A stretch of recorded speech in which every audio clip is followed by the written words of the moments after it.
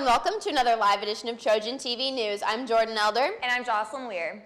When you hear the word flip, you think of gymnastics, but Park Hill is giving it another meaning. Jordan Evans and Olivia Daly have more.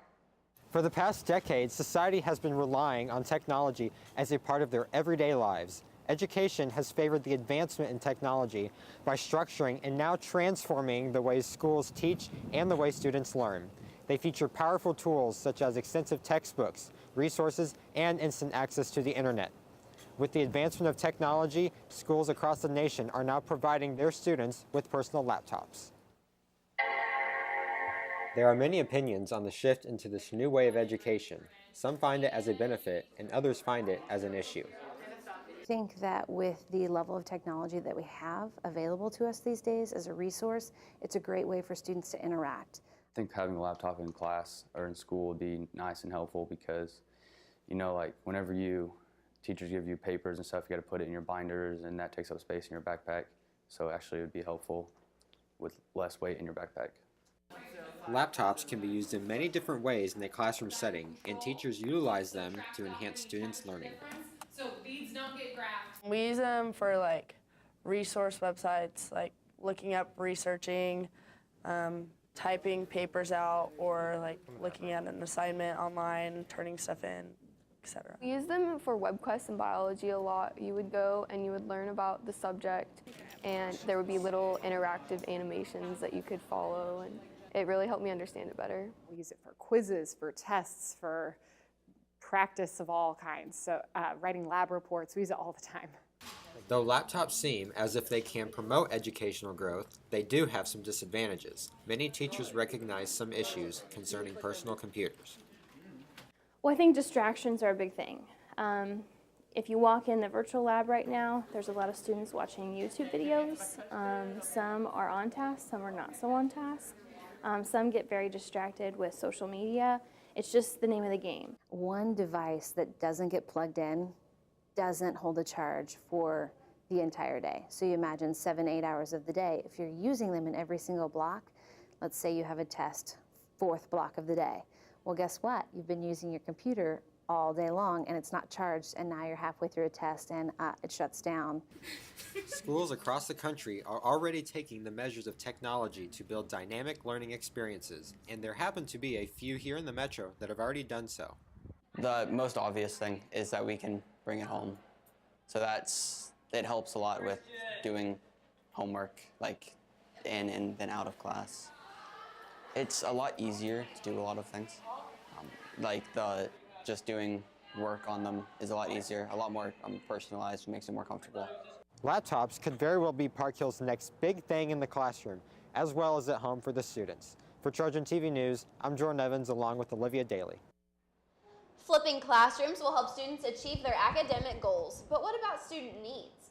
Snack packs are back, and Friends of Rachel needs your help. Please bring in hygiene products and non-perishable food items to the boxes at the Trojan, Bob's Table by the library, or Roy's Table by the drama room through November 21st. Every little donation makes a difference.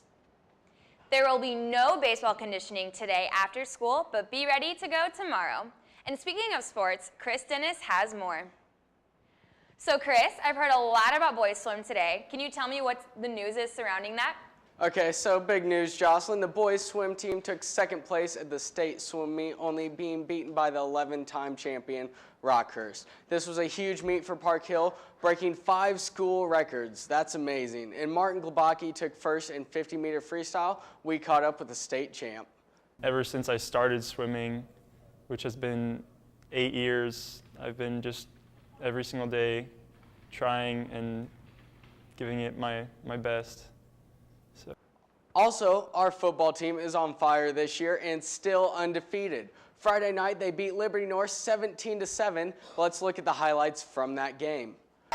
To start off, we have Liberty North rolling out to the right, looking downfield, and the pass is tipped by Jamal Brazil. Great defensive play by the Trojans. Here you have Matthew Harris running up, breaking a tackle there, spin move, and he is turning on the burners all the way up the field. This was just a great game for Park Hill, and I'm excited for state. The final score was 17-7, and we have a run right up the middle, and they stopped the run, and it is a fumble. Clayton Cole picks it up, and he runs it for a couple extra 10 yards here. Only 2 games left for the Trojan squad until state. They play Fort Osage Friday night at Park Hill, and it should be a great game. I know we have winter sports coming up. Girls basketball and wrestling has already started practicing. Tryout for boys basketball should be happening soon, so keep an eye out for that. That's all the sports news I have. Back to you ladies at the desk. Thanks, Chris.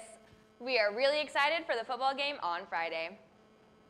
And now, as you know, our cheerleading team won state a few weeks ago, so Kara Strickland caught up with them to see what brought them to number 1. Our cheerleaders are going to win the state title this Sunday. At state, we got first place. We took home the state championship competing in the super large division. There were 6 other teams, including Staley, which was really our main competition. With the state title being predicted for these girls, they definitely did not let us down. This year we were all really positive. We all knew what we needed to do to get to our goal, and we did it.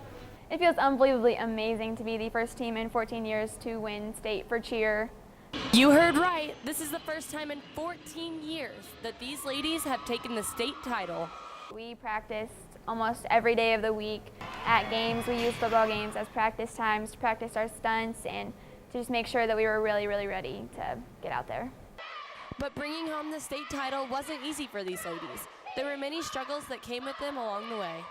Our struggles were injured people. One girl fractured her tibia. I sprained both of my ankles like 2 days before the competition, and it was just really stressful, like having to work around that and push through the pain.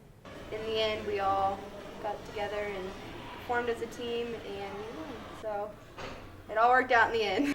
These ladies' season isn't over yet, and either is their spirit. From now, we're just going to focus on cheering on all of our sports and making sure that they're successful and just being there for support. So next time you see one of the Park Hill cheerleaders walking through the halls, stop them and congratulate them and thank them for cheering you on. For Trojan TV News, I'm Kara Strickland. Thank you, Kara.